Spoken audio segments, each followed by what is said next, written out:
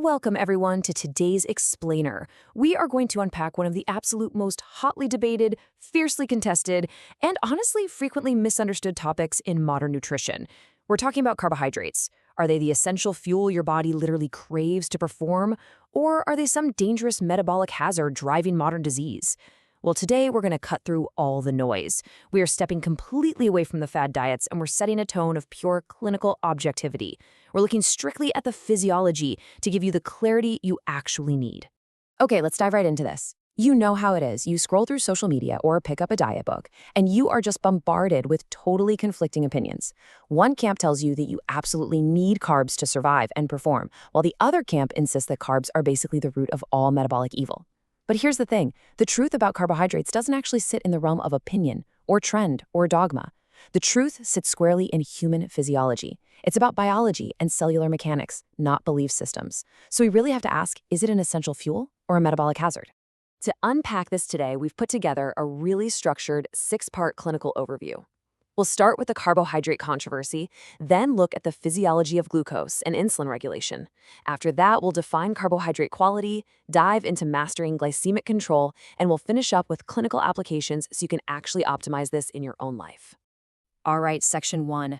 The carbohydrate controversy, beyond good versus bad. Let's strip away all the drama for a second.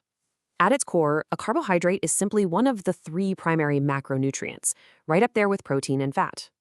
Structurally speaking, every single digestible carb is ultimately just composed of glucose molecules. Think of glucose as your body's primary, most easily accessible fuel source. Nothing more, nothing less. Honestly, when you look at it strictly at the molecular level, all that emotional baggage attached to the word carb just vanishes. Moving right along to Section 2, the physiology of glucose, form and function in nature. So how do these actually show up in the real world? Well, nature elegantly categorizes carbohydrates into 3 primary types.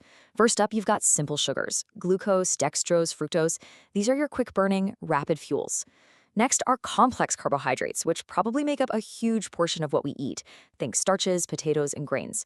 They're basically just larger, much more intricate chains of those simple sugars. And finally, we have fiber. Fiber is super unique because it's largely non-digestible. It acts almost like an internal broom, which makes it absolutely crucial for our gut mechanics. Okay, so what actually happens when you eat this stuff? Let's trace the journey. First comes the mechanical and chemical digestion of those complex starches and fibers you just consumed. Second, your digestive system works tirelessly to break those larger complex chains down into their most basic simple sugars. Third, those basic sugars are universally converted into glucose. And fourth, boom, that glucose enters your bloodstream. Now, this is a massive threshold because it is at this exact moment of entry into the blood that the physiological regulation of your body has to kick into high gear. I really want to emphasize this strongly. Glucose is not some default toxin. It's actually the high-performance fuel your body genuinely prefers for its most critical functions.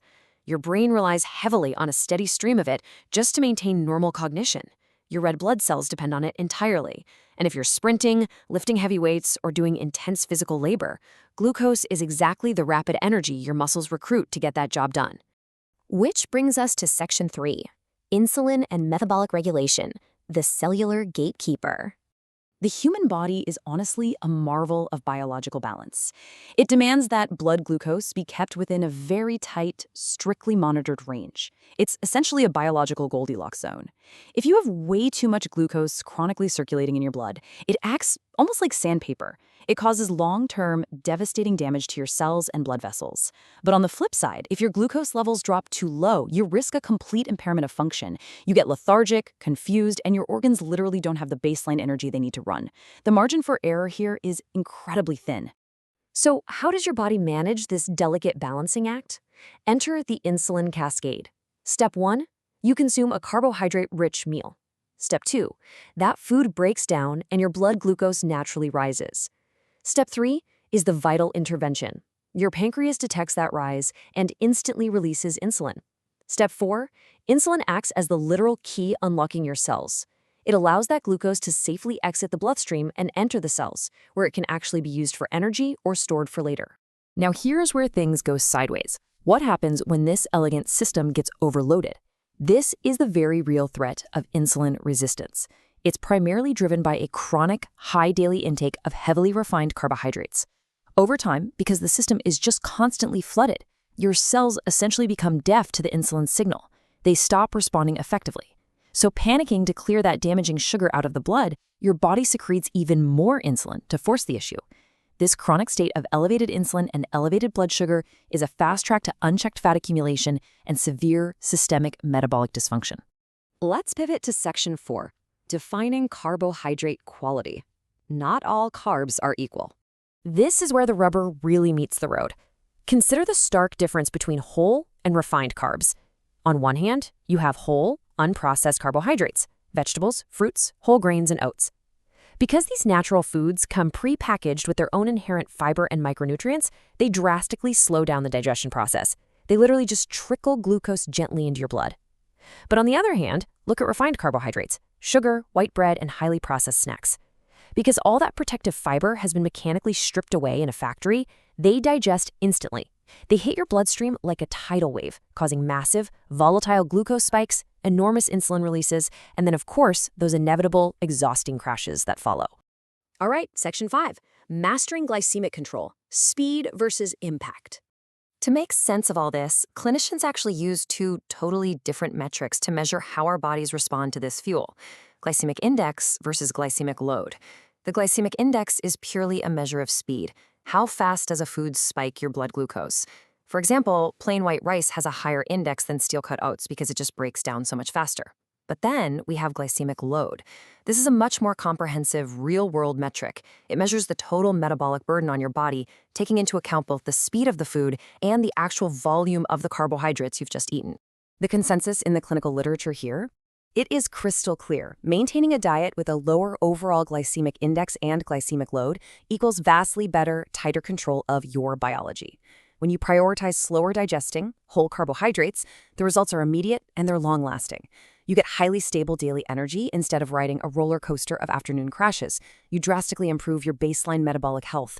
And, critically, you significantly reduce your long-term risk of acquiring metabolic diseases. And finally, section 6, clinical application and optimization, tailoring the tool. Here is a huge takeaway for you. Unlike protein, where we have generally agreed upon baseline guidelines for almost everyone, there is no universal, one-size-fits-all magic number for carbohydrates. Your intake has to be completely tailored to your specific lifestyle. Think about it. If you live a mostly sedentary lifestyle, maybe working at a desk all day, sitting on the couch at night, your body physically requires far fewer carbohydrates because you simply aren't burning through your stored glycogen.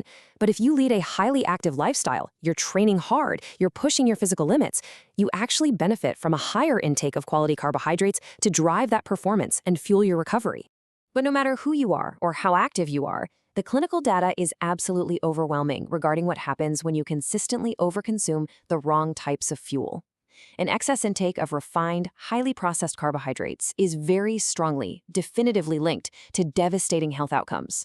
We're talking primarily about type 2 diabetes, broader cardiovascular disease, and systemic obesity. These aren't just buzzwords. They are serious, life-altering conditions driven in large part by chronic metabolic overload. So what's the goal then? The major takeaway from the medical science is that optimal human health is about intelligent control and high-quality sourcing. It is absolutely not about total elimination. True metabolic health does not require you to adopt rigid, extreme elimination diets. It's not about forcing yourself into strict keto, it's not about being stubbornly low-carb, and it is definitely not about being zero-carb. It is quite simply about matching your fuel intake to your output and making sure that fuel comes from whole, unrefined sources. I love this quote because it just hits the nail on the head and perfectly summarizes the medical philosophy we've explored today. Carbohydrates are tools. If used correctly, they fuel performance. If used poorly, they drive dysfunction. Carbs are inherently neutral, you guys. They are basically just sitting there, waiting for you, the operator, to decide how they're going to be utilized within your own biological machinery. So I want to leave you with a question to chew on this week. Look closely at your plate today. Are your current carbohydrate choices actively fueling your physical and mental performance, or are they slowly feeding long-term metabolic dysfunction? The science gives us the roadmap for sure, but those daily choices, those are entirely up to you. Thank you so much for hanging out with me for this explainer. I really hope it brought you the clarity and the structure you were looking for. Keep learning, keep optimizing, and we will definitely see you next time.